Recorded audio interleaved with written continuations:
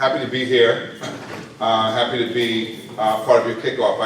As I was getting food and coffee in the morning, I was hearing people talk about how excited they were about the start of the new year. To get a chance to ask what they were excited about, but I'm always glad to hear the faculty are excited too. So I want to speak to you as a colleague, as a professor myself, who's been doing this work for about 30 years now, started teaching. In fact, I started my first independent teaching at a community college, at Diablo Valley College in Northern California. And so I'm very familiar with what you do. And I want to speak as a colleague, knowing that higher ed in particular is not known for great teaching. And I don't want to hope I would take that as an insult, but I was just say this. I was shocked when I was hired that I got no help on how to develop a syllabus. I got no help on how to think about assessments for my students. I got no training on how to design a lesson. I was just told, you have a PhD, here's your course, go for it. Now it turns out, I'm actually a former teacher. And I started teaching first, middle school, high school. So I actually did learn about how to create a lesson plan and all those things that I think are so essential to being a good teacher, I actually learned. But as many of us know, much of what you learn in the classroom. And what I've learned over the last 30 years is that what worked before may not work next time. And that if you don't really think about who you're teaching, you may not know how to teach them. So I want to start there. How are you thinking about who you're teaching? Students that will be coming here in the fall. I was impressed by the trustees' comments about the need for critical thinking. And not just taking information for granted like Panama hats and 100-year wars, right? That we actually have to think deeper behind those things. And so that's what I want to focus on today is deeper learning. How do we make sure that deeper learning, and I'll define it in a moment, is available to all of our students? That we don't define and limit what we do based upon who we think our students are. Now, I also was struck by what I heard from Dr. Foster about the needs of your students. How many are coming in who are homeless? Right, there were a number of studies released just this year. I think it's 1 out of 10 CSU students who are homeless. Even higher numbers in the community colleges that are homeless and don't have access to food regularly.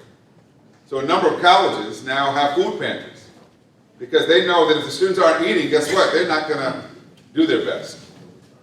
So equity, and I heard that your chapter president mentioned that, has to be at the core of our work. Otherwise, we run the risk of doing what we know the research shows happens, which is rather than being the source of opportunity for many of our students, education is the way we reproduce inequality. I want you to think about that for a moment, because that's what the research shows. We like to celebrate the stories of upward mobility. And I bet you some of you are living proof of that. I am. Of being able to use education to do things that your parents weren't able to do.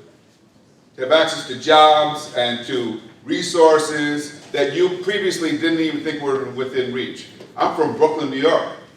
I grew up in the housing products in Brownsville, Tilden houses.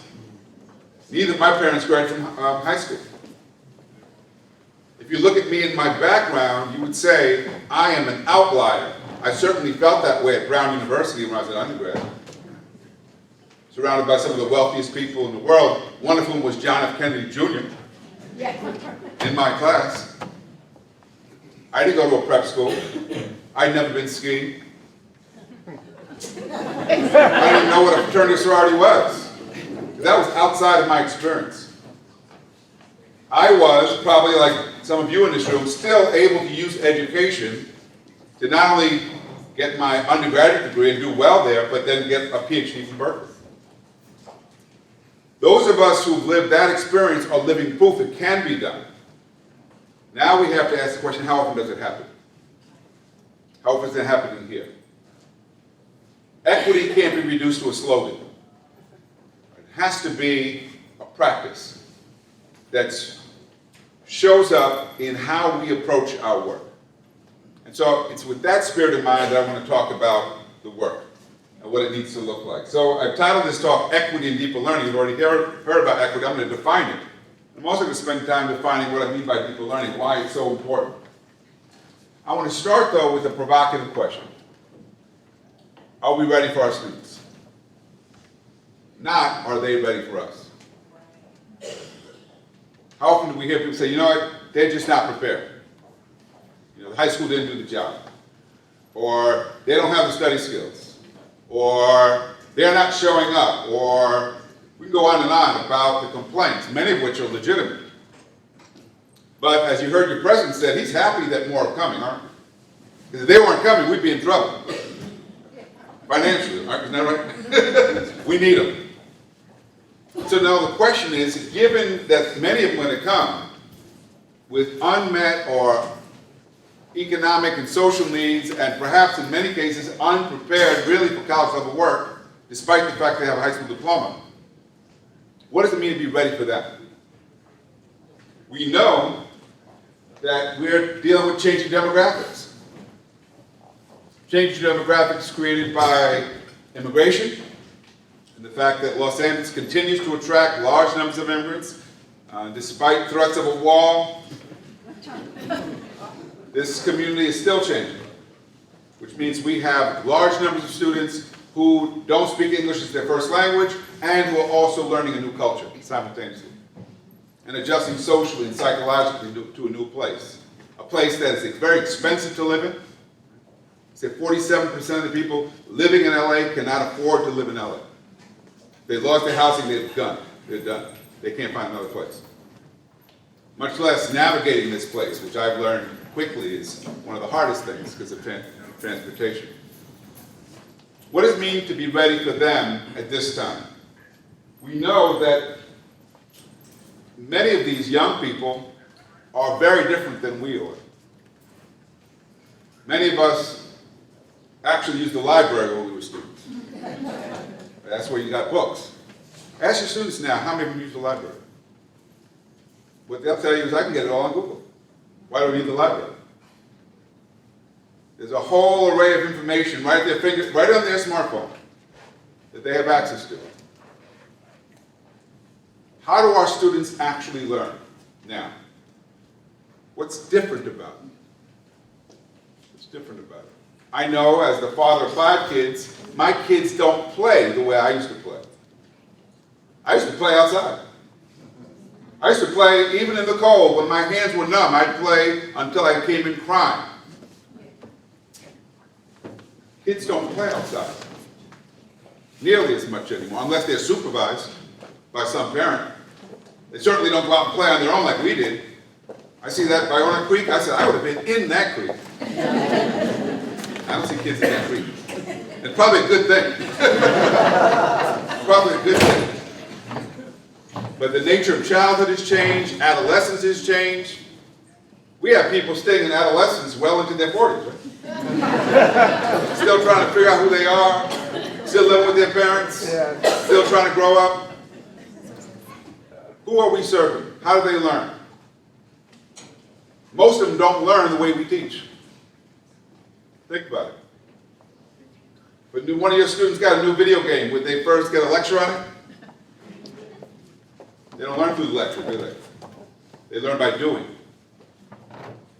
They learn by talking about it, interacting, asking questions. They learn through their mistakes. Because when you're playing a new video game, you die sometimes. You get to come back.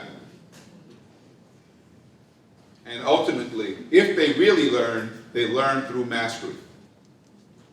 They master what they learn. That's why they can go to a higher level. That's why they can get a new game. How do we consider learning and who we're teaching when we think about our teaching? If we're only concerned about what we have to do, what we're covering, the material, we're probably going to miss some of those students. Because teaching and talking are not the same. They're not the same. I know as a brand new teacher teaching American history in Providence, Rhode Island, my mentor teacher told me, he said, when you teach American history, Your job is to get from the revolution in September to the Vietnam War in June. That's your job. Here's the book. I said, well, wait, what about the Constitution? He said, don't get caught up in the Constitution. You can't understand anyway, and you got to be in Civil War by Christmas. I said, well, Civil War is real complicated. He said, you don't get it. You got to be a Great Depression by Easter. Then I got it. He didn't care if they learned history. What he cared about was whether or not I covered the book. I loved history. And I knew that my goal as a teacher of history was to get them to love it too. So fortunately, he wasn't in the back watching. He used my presence as a chance to get a lot of coffee and do other things.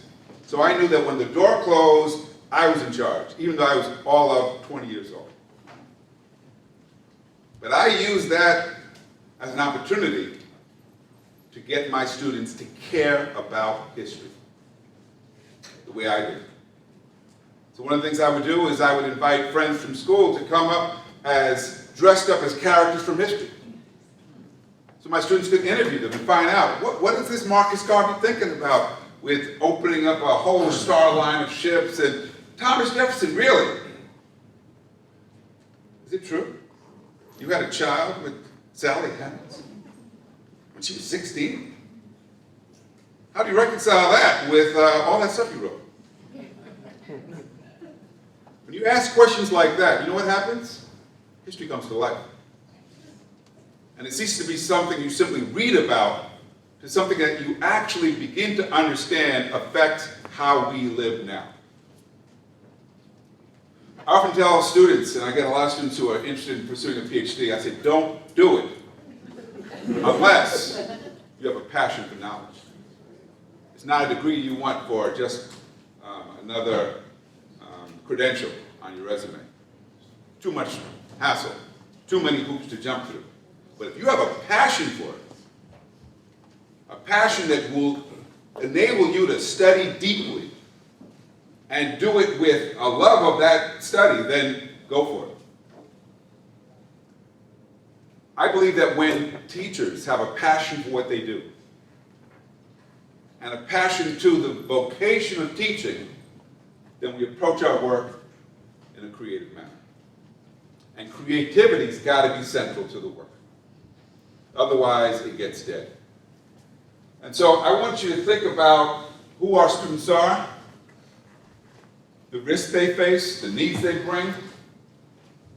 Think about the ones we particularly struggle with. In a lot of places, men of color, not faring so well. Single moms, struggling because they're trying to go to school and take care of a family. Veterans, some of whom are coming back, dealing with post-traumatic stress. We can go on down the list of the young people and not so young who need community college. Because everyone recognizes that community college is critical. It is the pipeline to opportunity. But we also know that lots of people get stuck on that pipeline, don't they? The rate of transfer to four-year schools from community college is less than 10% nationally. That's 10%. And even at the better ones, and there are better ones that do better, they're not that much better. They're still in the low 20s. And so we have to ask ourselves, if in fact we do recognize that a college like this can be the bridge of opportunity for young people, what do we need to do to build that bridge? To make sure that it's real. That it's more than simply taking a bunch of classes. And so my question to you is, what are you doing to make sure that powerful teaching practices that promote deeper learning are available to your students? Because I believe, and I believe it's probably shared by many of you, that knowledge can be powerful. That education can, in fact, transform lives. That when we turn on that light for a student and get them to believe that they can do something that they came in before either not knowing about or simply doubting so much in themselves, they didn't think they could do it, that when that changes, that can shift a person's, not only their identity, it can shift their whole trajectory in life. I've seen it. I've seen it over and over again. One of my colleagues, former classmate at Berkeley, a woman named Eloise Dunlap. Eloise was much older than all the other doctoral students at Berkeley entering the program. She was a veteran, single mom, started out at Laney College after she got out of the military. Chain smoker, very unlike us very sophisticated Berkeley students. Who was this woman smoking cigarettes all the time? Nervous, insecure, constantly felt she was an imposter. Why am I here? Struggled in statistics. Was one of the few in the class who would constantly say, I don't know what you're talking about. Eloise finished the PhD program faster than anyone else in the cohort. Eloise today is the head statistician for the National Institute of Health. Because of her background, Eloise did groundbreaking research on the effects of crack cocaine on pregnant women when no one else was actually studying. Now, you could have looked at Eloise and said, Eloise shouldn't even be there.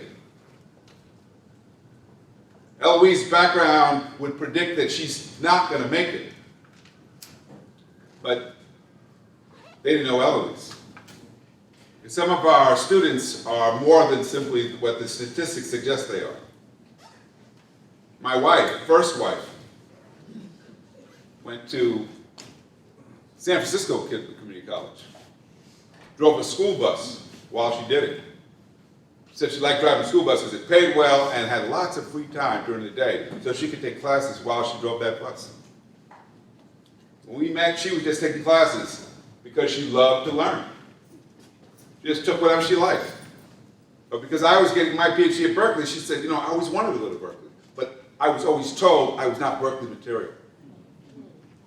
So after our second child, she decided she was going to transfer. She did. With 2 kids, she ended up graduating from Berkeley, UC Berkeley, with honors. She was an older student. She was 28 at the time. Stuck with it. Ultimately decided to go to Harvard, where she got a master's degree. Became a lead organizer for SEIU. Again, someone with her background, an immigrant to this country, who came in not speaking English, who grew up poor, wouldn't seem to be the kind of person that could graduate from Berkeley with honors and go on to Harvard. But the fact is that we never know who's in our class, do we? And what they're capable of. And so the challenge to us is to make sure that we're treating all of them like we're teaching the next brilliant artist, writer, scientist, entrepreneur, because they could all be right there with us.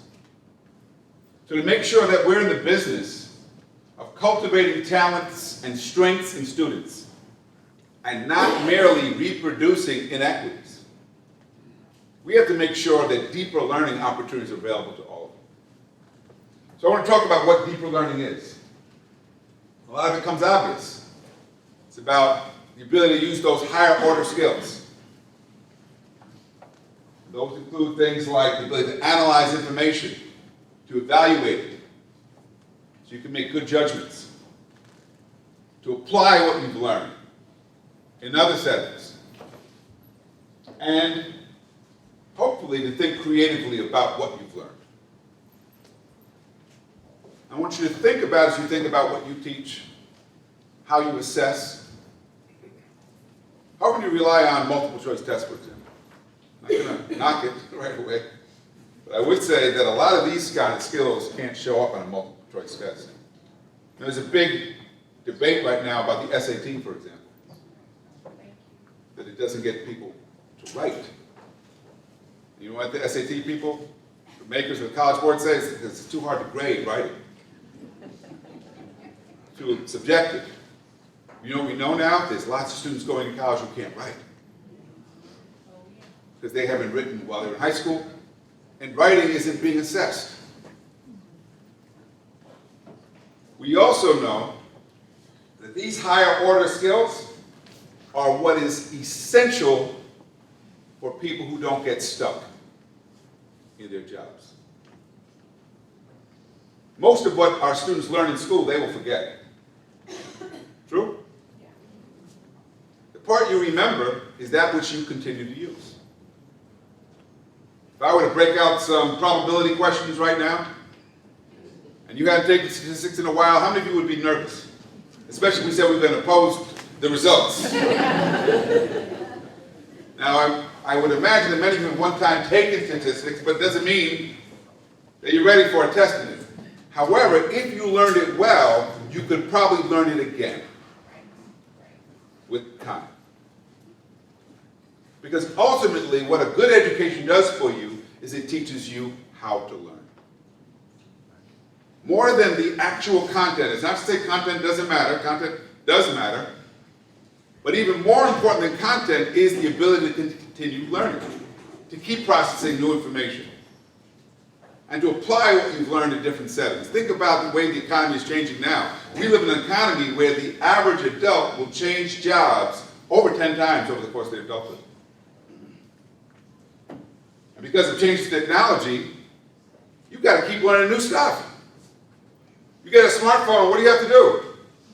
You got to find a 12-year-old to show you how to use that smartphone, to download the latest apps. And some people don't even know what an app is yet. They're still sticking with that old flip phone, right? The smartphone's too smart for me, right? Ultimately, what we want is students who know how to learn independently, how to engage and undertake complex tasks, and deal with challenging text, including instructions from IKEA. Damn.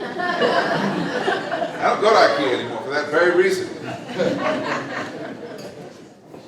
But the fact of the matter is that being able to read is about much more than simply mastering the vocabulary. You've got to know and really understand and comprehend what you're reading, both non-fiction as well as fiction.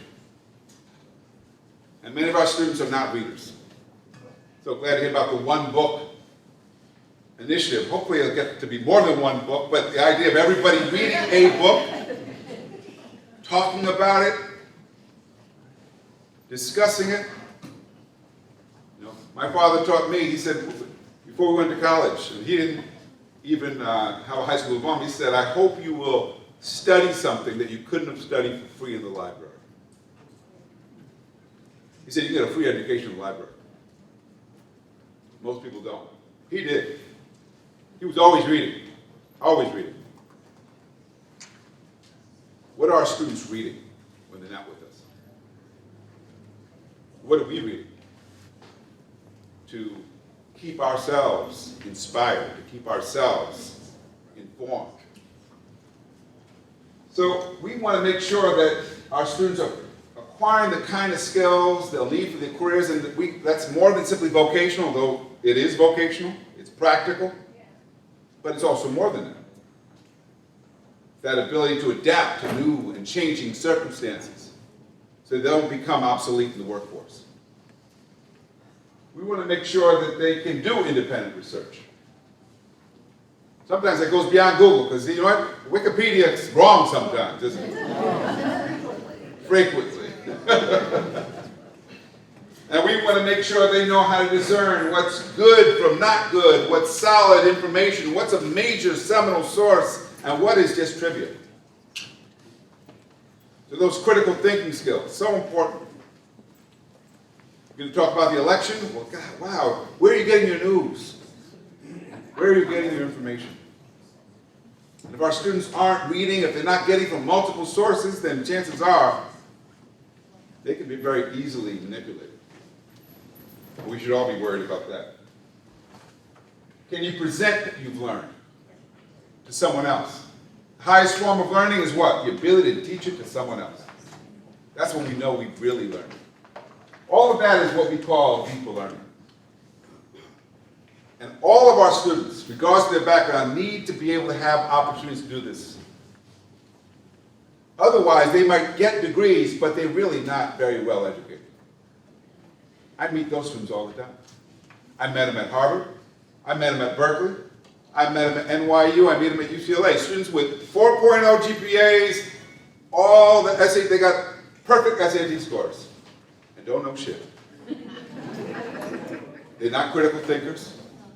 When you ask how questions or why questions, not what questions, but questions which force them to explain why you think what you think, they struggle. They struggle.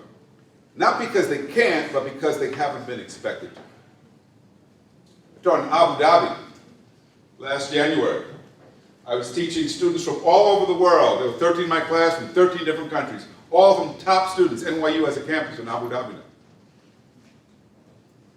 And they all struggled in my class. Because my questions are never simply, what did you read? It's, what did you think? Why did you think? Explain it to me. There's no one answer. There are better answers than others. But when the students realize there's no one answer, they start to think I'm playing a trick on them. Because they've learned in a world where there is an answer. There's a right answer and the others are wrong. Well, the world's not always so clear, is it? And being able to understand and justify why you think what you think, being able to produce high-quality work that serves as evidence of what you've learned, it's got to be part of the process too. So I want to talk about how do we get there? How do we make sure that our students have an opportunity to do that kind of deeper learning? I want to acknowledge that acquiring some social, what they call now the non-cognitive attributes, are just as important as the grades. We know that now because things like grit, the ability to persist when something gets hard, to not give up, so key to success in life. We know that things like the ability to have impulse control. So you don't party on a Wednesday night if you got a test on Thursday. Very important if you're going to be successful, not just in school, but later. The ability to defer gratification, to demonstrate empathy so you know how to work with other people, how to listen, how to form relationships. All part of the learning, the social learning, that is essential for success in life. Now, you know what? In kindergarten, we used to grade people on this stuff. Gets along well with others. Guess what? It still matters, even as you get older, doesn't it? You have some colleagues that no one gets along with. You never want to get stuck with that person because they never learned how to listen. They're always talking. They're always right. That's the reason why no one wants to be in a relationship with them.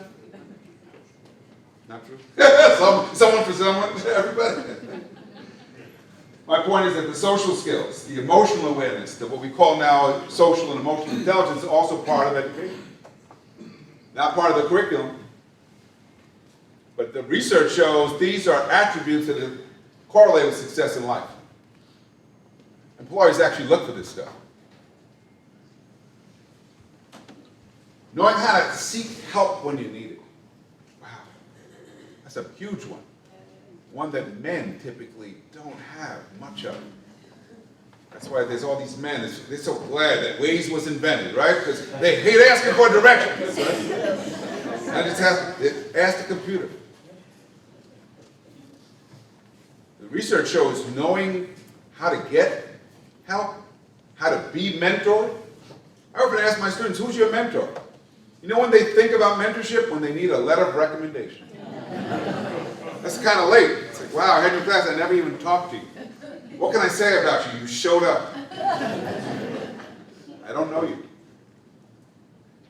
I had a mentor in college. It took patience and humility on my part to be mentored.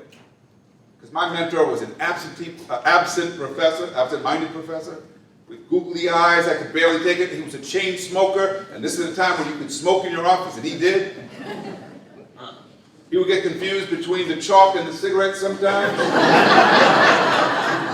But he was a compassionate person who was very different from me. And I had, fortunately, the wisdom to realize I could learn something from him And I need to go see him in his office hours and spend the time with the cigarettes listening and learning. And because of that one mentor, that's why I decided to go to grad school. I don't come from a family where people got them. I'm the first in my family to get, only one in my family with a PhD. I would never even consider it had I not had a mentor who said, you know what, this is what you should do. In fact, he said, you should go to Berkeley. Don't waste your time at the other schools. That's the place for you. He opened doors. That's what mentors do, don't they? They provide the social capital, the access to the social capital our students need. And guess what? Students who are low income, students who meet all those risk variables we talked about, they need mentors. They need social capital. Doesn't matter how good the grades are. If they don't have someone who's helping them to navigate the system, to let them know where the minds are, where the opportunities are, you will see young people or students with lots of potential whose potential goes undeveloped because they don't have the opportunity.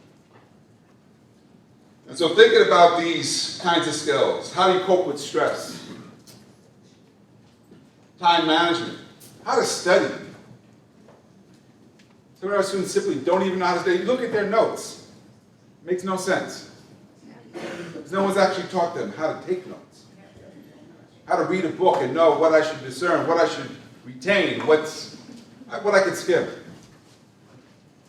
These are skills that are so important to success, academically, but also success in life.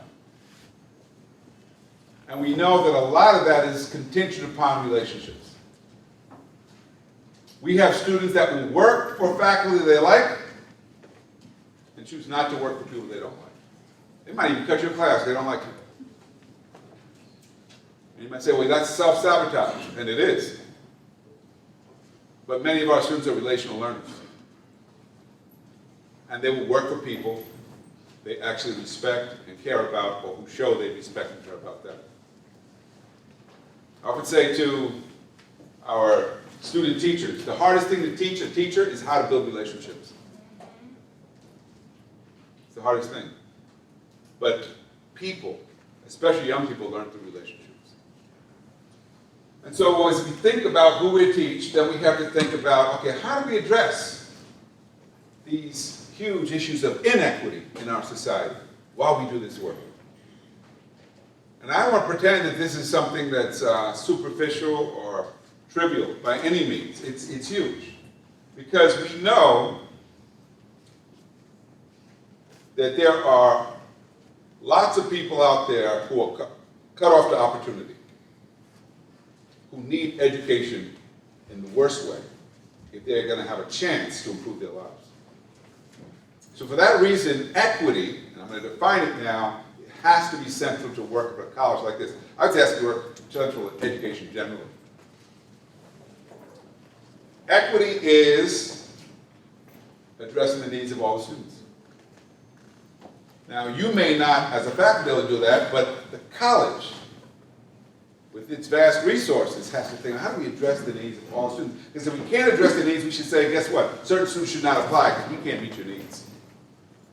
Who are those that we should tell up front, we can't meet your needs? It's not fair to them to waste their time. Equity is about understanding that the academic, the psychological, the emotional, the social needs of the students are all interrelated. They're all in the same person. You have trouble with childcare, does it affect your ability to do your work? Sure it does. If you're broke, does it affect your ability to get to class? Absolutely. If you're stressed out because you're going through divorce, is that going to affect your ability to study? Goes without saying. We can't address the academic and ignore what else is happening in a person's life. And that's why colleges are thinking more broadly. UCLA now has a huge resilience initiative because about 25% of our undergraduates are on antidepressants. And they start to realize you can't just address the needs of that many depressed students through a psych department.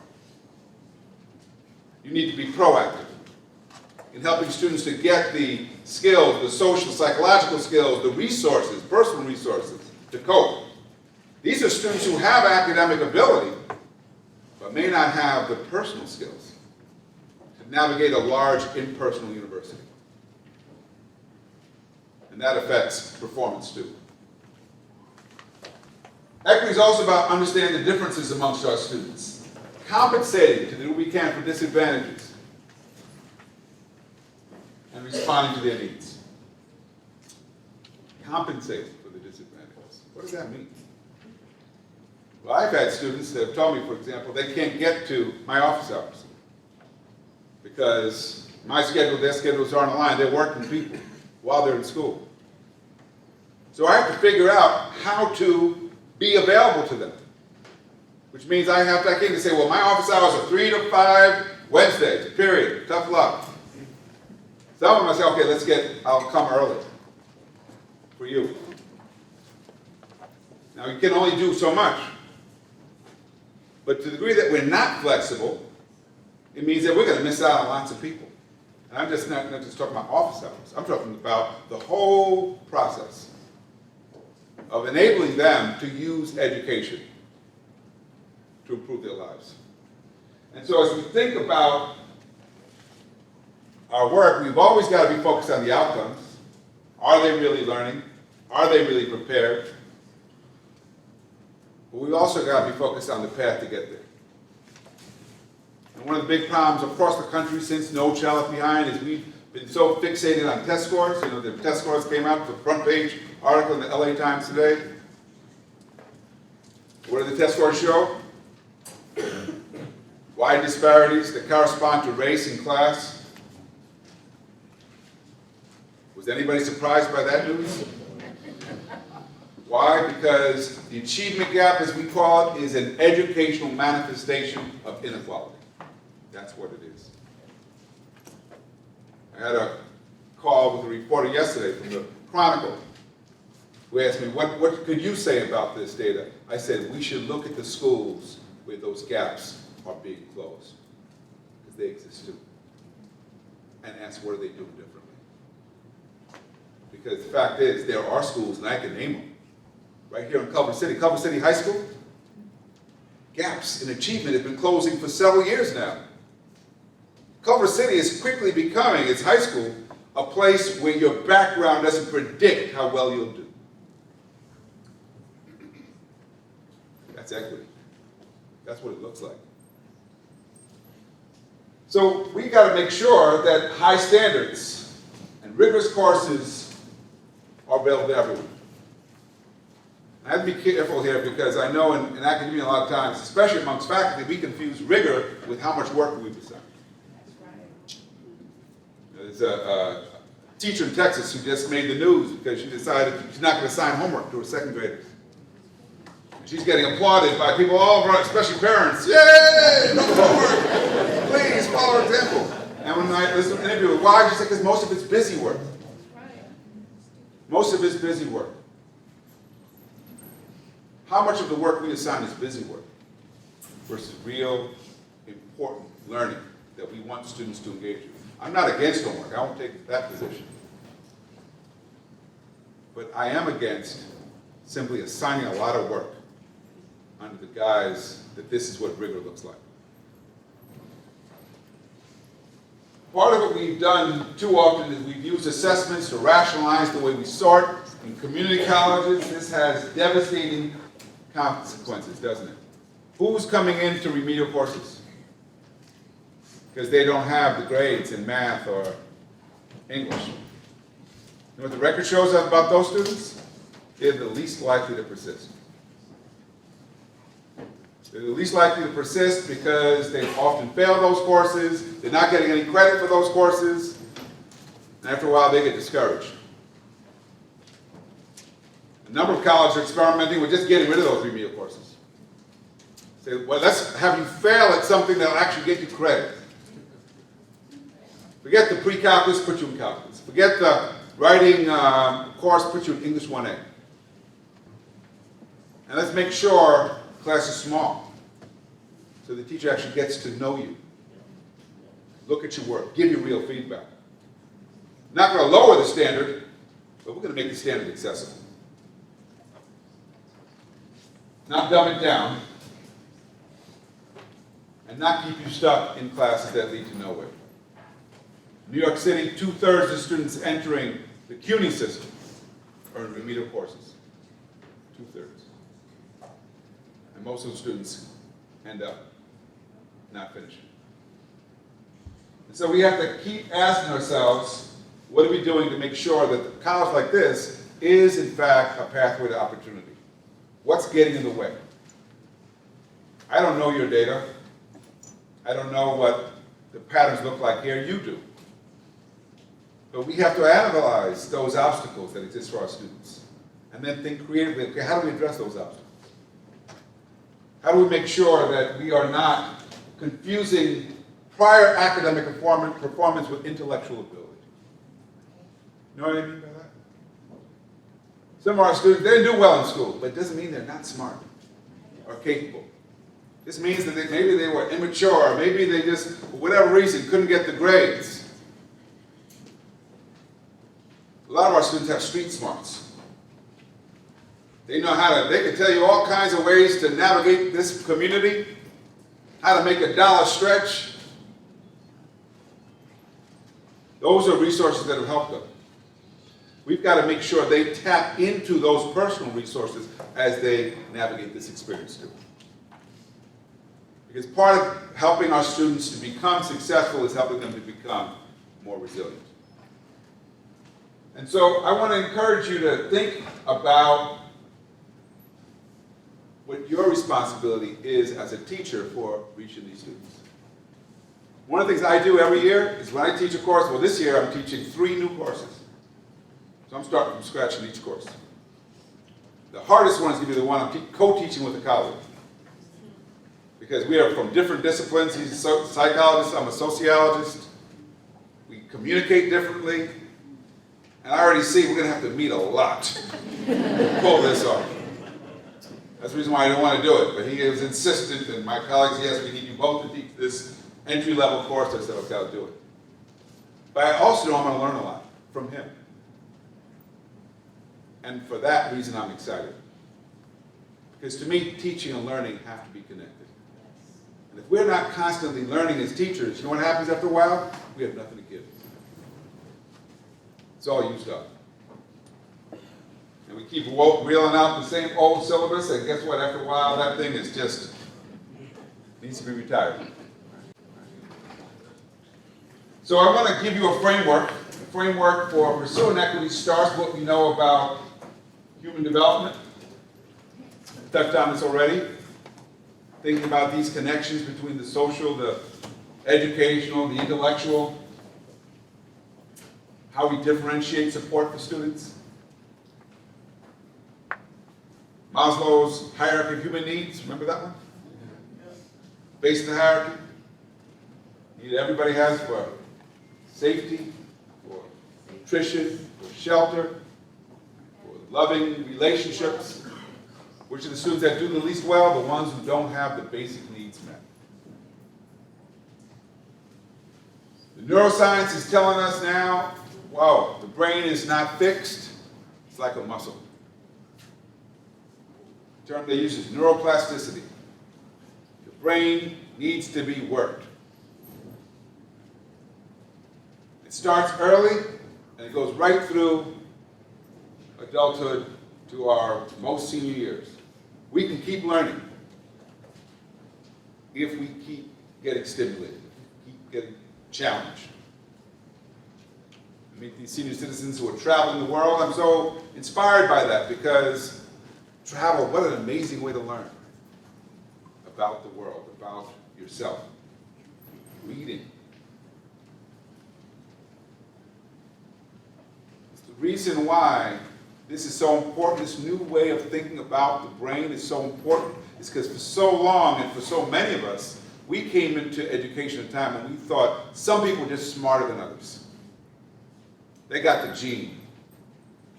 They got that math gene. How many of you don't have the math gene? You're pretty sure right now, I don't got the math gene. Don't give me any math. I'm done with math. We identify those who we think have certain ability. We give them usually the most in the way of challenging resources, challenging classes, and those we think have the least ability, they just not and not intellectual material. That's the way we've traditionally thought about education, isn't it? We started sorting very early in kindergarten. We decided who was gifted and who was giftless. Hard to put it that way, isn't it? But guess what? That's what it really means. My youngest daughter right now, every time she goes to the park, other parents tell me or my wife, your daughter's gifted. She's got an amazing vocabulary. She can explain global warming. She is studying diseases. She can tell you all about the Zika virus, what it does. She's 4. My wife comes back to me and says, wow, the praise I get about our daughter. Everybody says she's gifted. I said, she is gifted. You're the gift. Because my wife has a PhD from Harvard in psychology.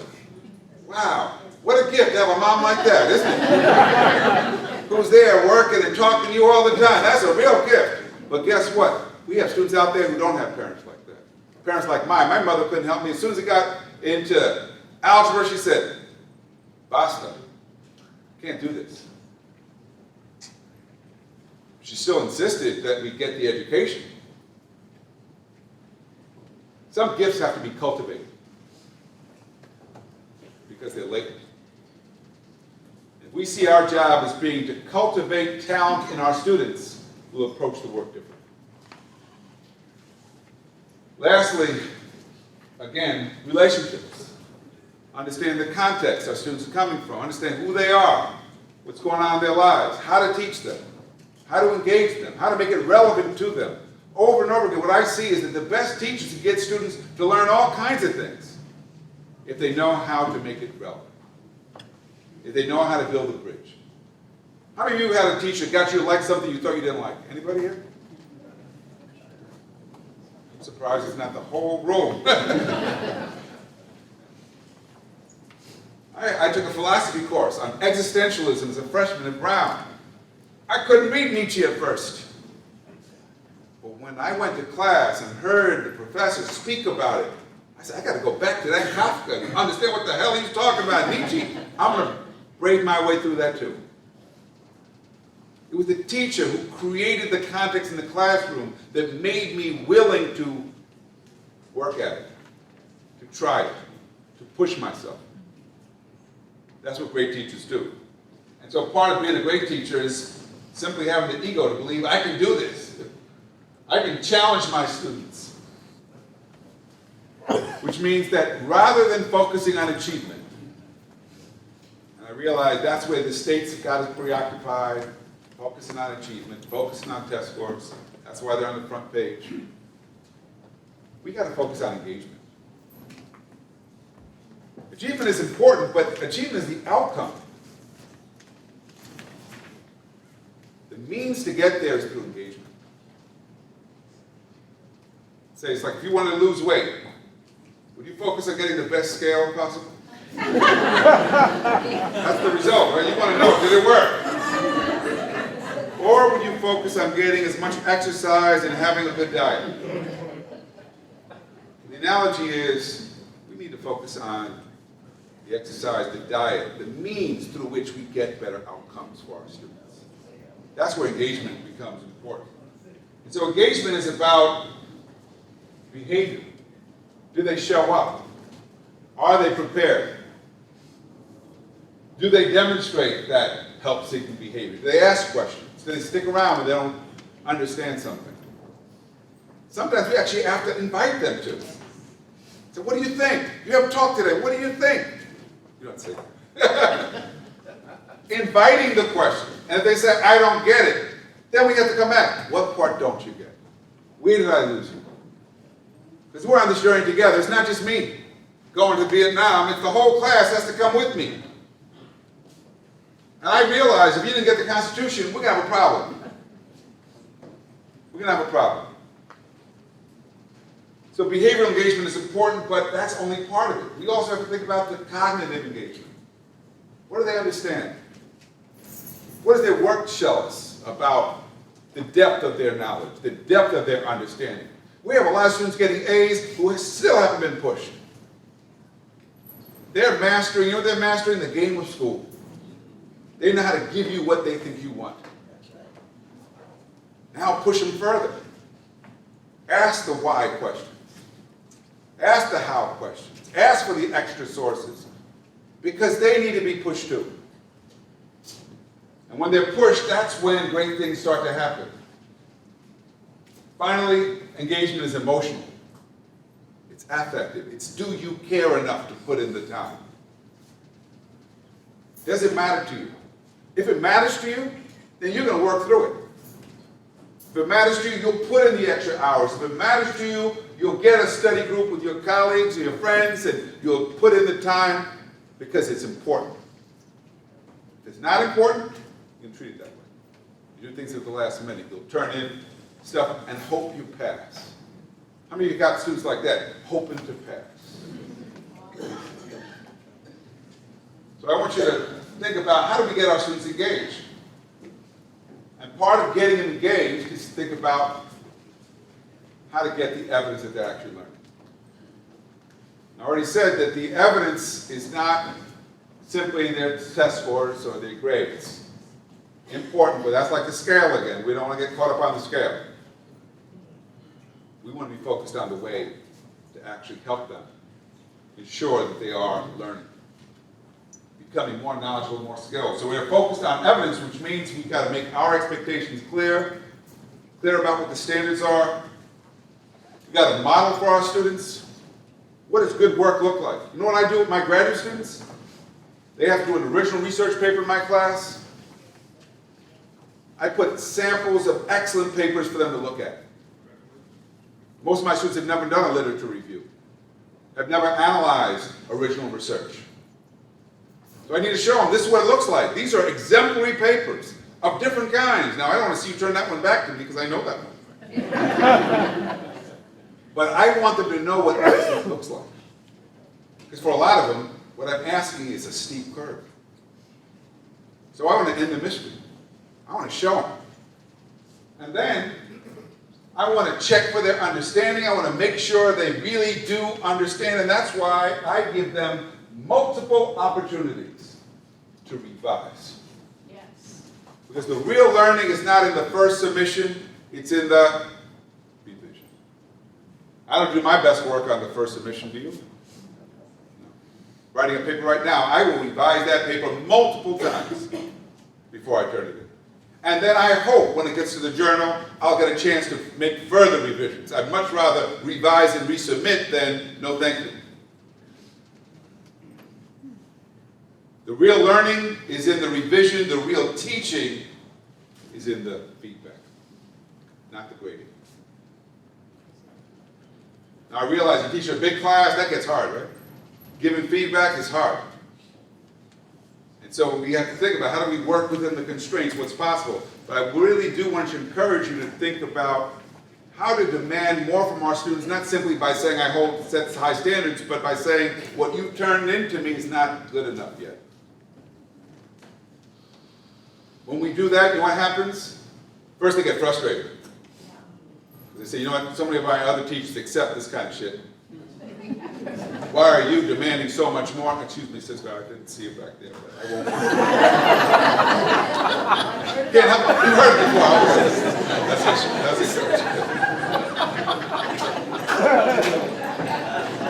it. They do get frustrated when we ask them to revise. But when we let them know, I know you're capable of better than that, they're more likely to put in the work. More likely to put in the work and hold themselves to a higher standard, which is what we're after. We've got to be able to stand in front of our students and ask them, what do they think? Does this make any sense to you? Do you understand what I'm talking about today? Or am I the only one in here doing all the talk? Because I don't hear from questions from you. Teaching's got to be interactive, because teaching and learning are connected. When we teach with a focus on evidence, we teach differently. We start looking for evidence of competence and of mastery. And we start giving our students a chance to apply what they've learned in new and different ways. And when those things start to happen, our students start to take ownership of their own education. They cease to be passive students who are just there for a grade, and they start to actually take their education seriously. Wow, isn't it better to teach a person to take their education seriously than someone who's just doing this because I think I need a degree. Or I'm 18, I have nothing else to do, so my parents made me come. Right. That's no fun at all, is it? I used to always say at Berkeley, my best students were my re-entry students. People in their 40s who decided to come back and think that they were tired of their job, they want a new career, and they're serious as it can be about their learning. And they're willing to put in the extra work. But all of our students need to be encouraged to do that and to aim much higher than they often do. So that means we've got to really think about how we teach. And this is where it gets hard because we teach in isolation, don't we? How often do we observe a college?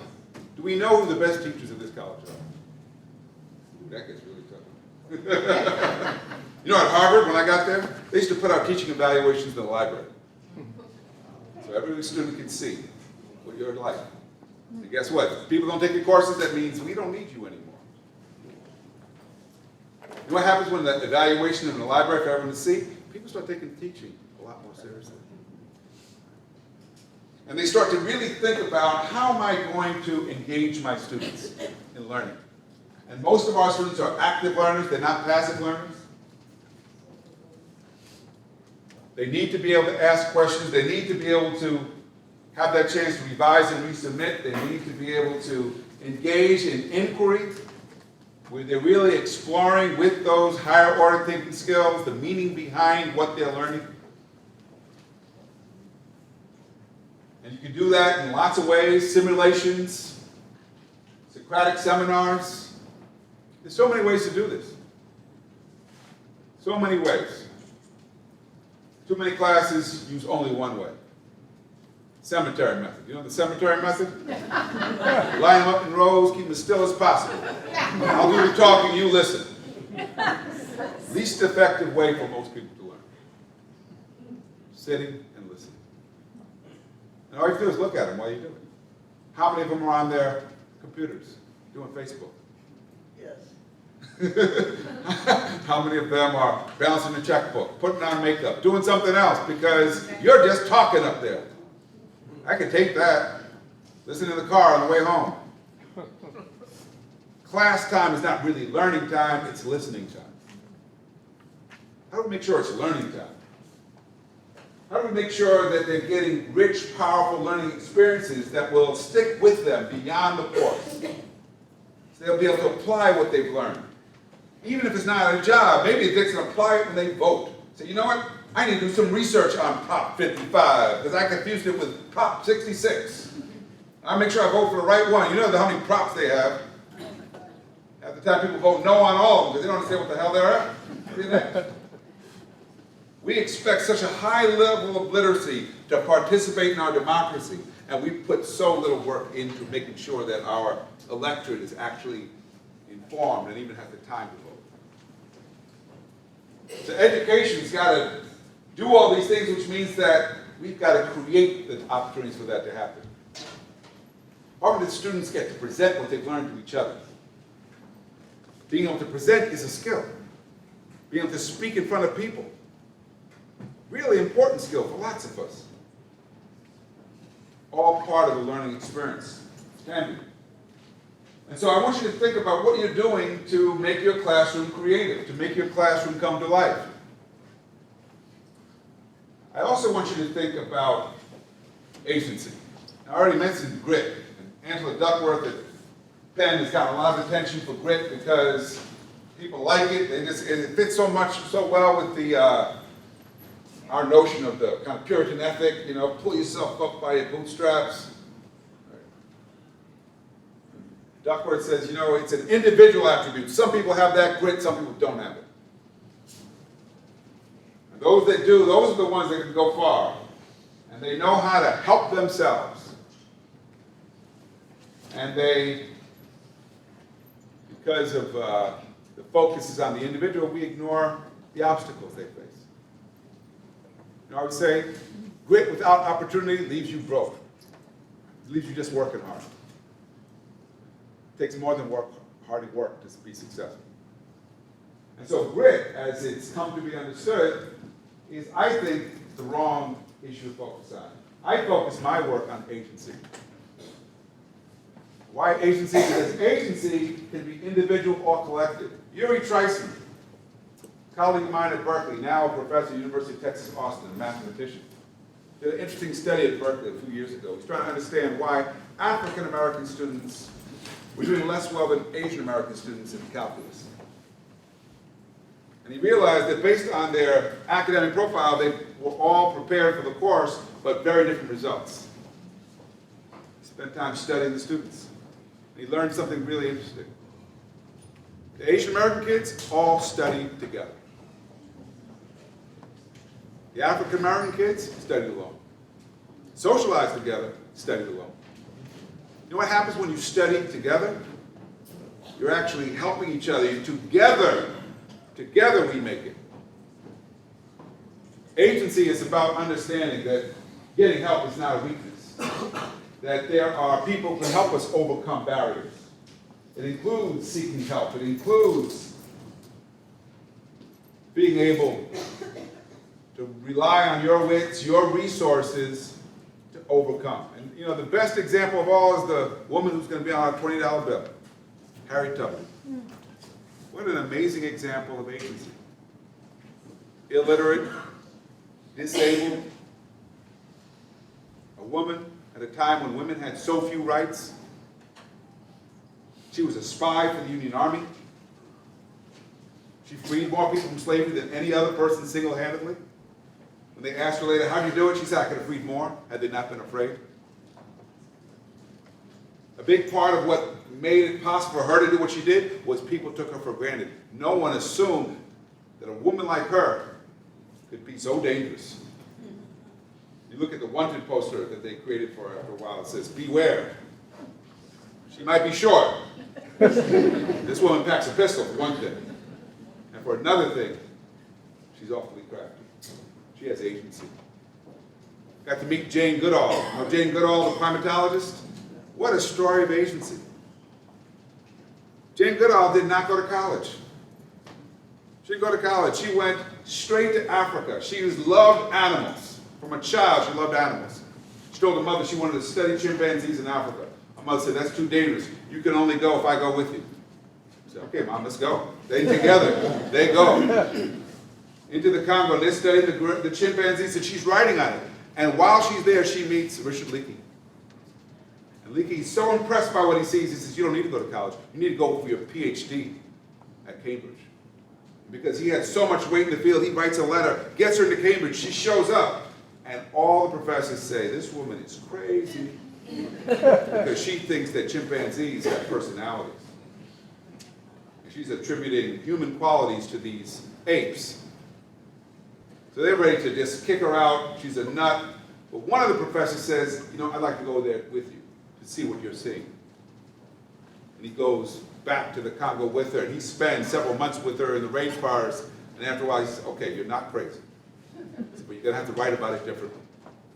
You have to say they act like they're funny. They act like they're angry. Because our professors don't get it yet. You're going to teach them. So Jane Goodall goes on to become this not only world-famous primatologist, but she starts to realize that the gorillas are in trouble. They're in trouble because of deforestation. Their habitats being destroyed. So she says it's not good enough to focus on the gorillas, you've got to focus on the people because the people are at risk too. So she becomes a human rights activist, which is really unique because a lot of environmentalists forget about the humans. She said, no, the humans matter. And then she said, no, we're going to link the fate of the animals and the humans to the fate of the world, the whole environment. So she is now a huge environmental advocate. It started by her focus on gorillas. It actually started with chickens. She's in her 80s now, traveling the world, and she believes that if she can reach enough people, get to realize that we, not only do we have a world in peril, but we could do something about it. And she's committed to making sure that she does.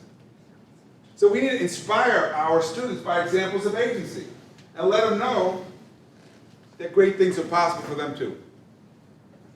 That we believe they can do great things. We believe that if we become their mentors, their advisors, if we believe that if they use their colleagues and other students as a source of support, that if the college can help in addressing some of their needs, whether it be food or housing, we can't solve it all, but we can be a resource, that we can start to close the gap between their ability and performance.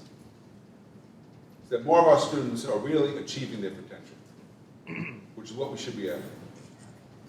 Because when that happens, we start to see students who come to us with lots and lots of challenges and limitations, many of which are self-inflicted because of the way education has led them to think of themselves as less capable, less intelligent, to overcome that. And the person I turn to, first and foremost, for ideas on how to do this is Paulo Freire, Brazilian educator. The reason why Freire's work is so powerful to me is because Freire realized that the job of teaching adults, and we teach adults, is not merely to teach the word, but to teach the world. To teach how the knowledge is used. Freire started his work in the favelas of, well, it was actually Recife, where he was a university professor. Brazil was coming out of a dictatorship. He said the only way, that they said we have elections, but the only people who can vote are people who can pass the literacy test. We're familiar with literacy tests being used to keep people from voting. So his students said, well, we need to get people voting. So they're going out into the favelas trying to teach people to read and write. People say, we're not interested in learning to read and write. We're not even interested in voting. They come back and say, why don't people want to vote? This is our chance to get rid of the dictatorship, chance to make democracy real. And he starts to realize democracy won't be real unless people really believe that it's about them too. It's about a way to change their lives. And so they start spending time in the favelas, talking to people, trying to understand what's going on in their lives. They start to realize that the only way to make education relevant is if we make it connected to what's going on in their lives. And they start doing this literacy work in the ghettos, and they branch it out. And then Freire's work branched out beyond Brazil to countries around the world. They started to realize that if you want adults to learn, you've got to figure out what they should learn, why they should learn. You got to meet them where they are. You got to tap into agency. You got to do it with them, not to them. And Freire's work has shown us that when we get our students to realize they can use knowledge they acquire to solve problems, big problems, small problems, personal problems, then the pursuit of knowledge becomes merely an extension of being a human being. Something that all of us can participate in. And so I want to encourage you to get your students to unleash their own imaginations, to not limit themselves, by approaching this work with the spirit that this year is a chance to do something amazing. Something that could be transformative with the students in my class. That's what keeps me in this field, and I hope that's what keeps you here too. Thank you.